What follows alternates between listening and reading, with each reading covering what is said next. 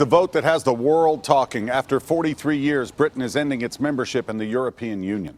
The UK's decision to leave the EU will likely have major implications for the United States. So today we sent our Chris Conti to find out what Nashvillians think of all this. When starting a story about Britain's biggest political decision in decades, there seemed no better place to begin than a British pub. Pretty much the only traditional pub in Nashville. With a British man. I mean, it's definitely a big shock. Ian Webber was born in Exeter, where last night his parents voted for Britain to leave the European Union. You know, you can't just say it's an immigration thing. The UK has voted to leave the European Union. A decision this now Nashville resident does not support. But there was definitely a generational divide. All the younger people voted to stay in, and all the older people voted basically to leave.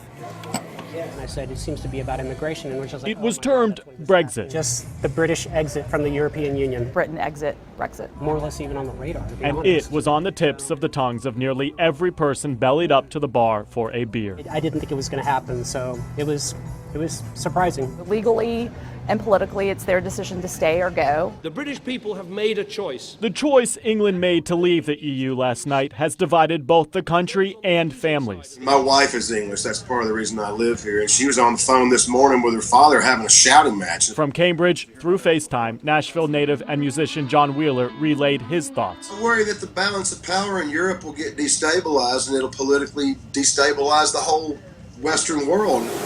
And so we end this story where we began, at a British pub with a British man. The vote last night, everything's kind of up in the air now, so Chris Conti. That has definitely changed. So News Channel 5.